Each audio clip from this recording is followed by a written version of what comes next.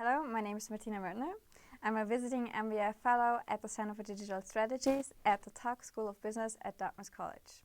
I'm pleased to welcome Collin Douma, Vice President of Social Media at Proximity BBDO, who is joining us today as part of the BRITS Technology Impact Series. Welcome to Tuck, Collin, and thank you for being here. Thank you. My pleasure. Is social media an essential element of the advertising mix?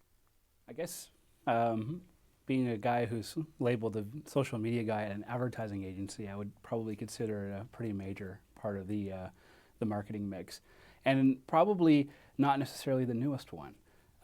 Social media, word of mouth, that type of conversation has been happening since the beginning of anything. What's extraordinary now is that it's infinitely scalable. So, and that's done obviously through online social networking and blogging and microblogging and what have you.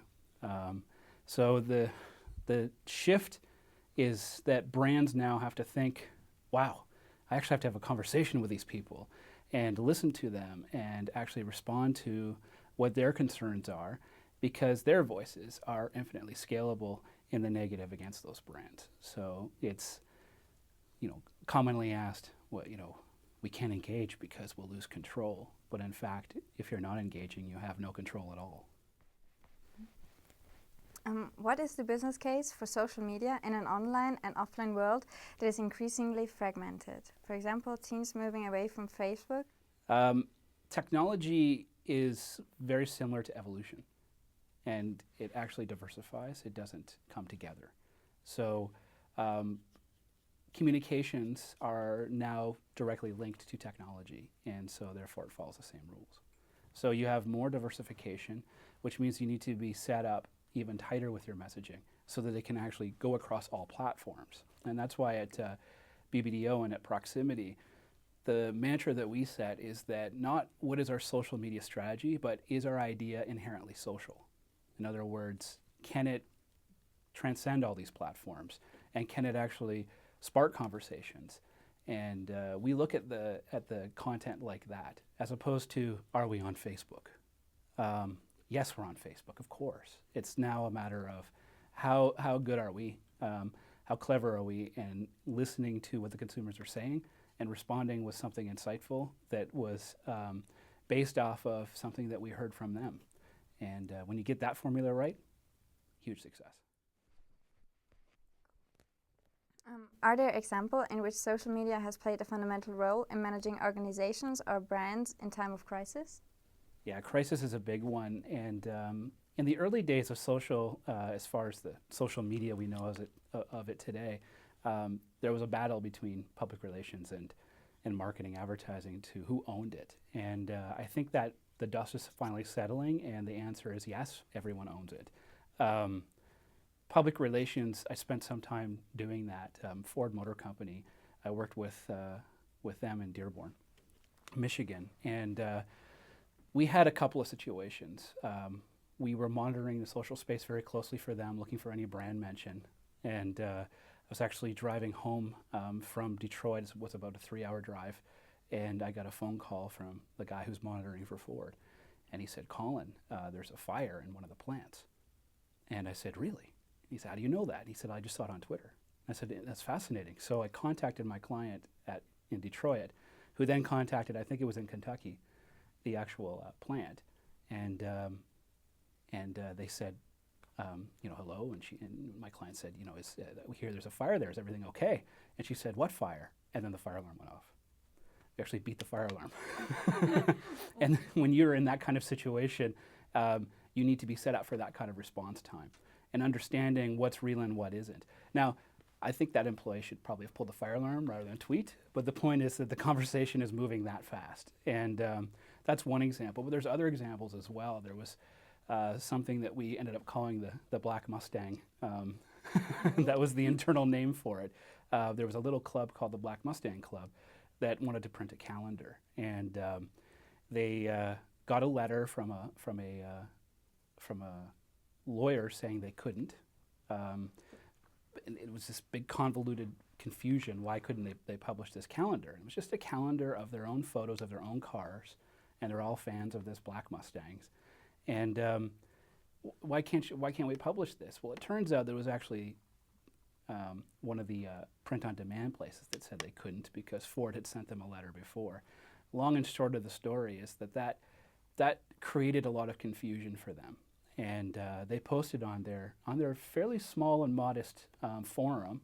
There's a lot of Mighty Mustang forums out there, but this particular one, they posted this thing, and Boing Boing, which is a very influential blog, picked it up, and the headline was something very, very embarrassing. Ford calls its biggest fans pirates. And that put us in a crisis situation, and I found out later that it drove over 2 million hits to this little blog, or to this little forum. So there was a lot of conversations that need to happen to try and figure it out, but the fact is that, of course, we weren't doing that. There was confusions around some copyright infringements that this company had done years before, and the Mustang Club had nothing to do with it. So it was a matter of contacting the influencer, the fellow who posted it at Boing Boing, and saying to him, listen, this is what happened, and sending up a public message. And luckily, Ford had already done some really great stuff in the public space, in the social space, by posting up copyright-free Flickr photos, and it was just against everything that we were doing at that time. And so we had the credibility to say, hey, wait a minute, this doesn't sound right. We're not trying to sue anybody. We're not calling anybody a pirate. And the retraction came. So we managed to get a retraction from a blog like Boing Boing, and the Google search results returned that. So it was a situation where crisis, you know, it's not good news for the brand when you're being called, you know, when we're saying that our enthusiasts, our biggest enthusiasts, were pirates. I don't work with Ford anymore, but I greatly admire the work they've done in the social space since that time and growing their credibility and maintaining that. Thank you. How do you measure engagement with social ad campaigns? And how does this measurement approach differ from traditional advertising campaigns? Yes, engagement is in itself a measurement, I suppose. So we look at social media. I work very closely with Gillette now on a global scale. And one of the things that we look at there is what are the key measurements that actually really matter? And there's ubiquitous measurements in the social space. It's a common misconception that you can't measure it. Actually, it's completely measurable. We're drowning in numbers. What matters is the question. So we worked it out to 3 distinct KPIs, or key performance indicators. The first one is, how many mentions did you get in the social space with your content, or how many mentions did they make of whatever it is you're trying to say? So it's a pure volume number. The second is the sentiment of those messages. So are they positive, negative, or neutral, and add them up and average them out. And then the reach of those messages. So how far did it get? And when you look at those 3 numbers, you can actually learn quite a bit about whether or not you were successful. Because if you had very low volume scores but very high reach scores, it means that you reached very influential people. If you had very high volume scores but very low reach scores, which may not be a bad thing, it might mean you've hit more of the common person. And so you start understanding what those numbers mean by benchmarking it against yourself. And over time, you start to actually set that benchmark, and you can improve or build upon whatever you've established at that point.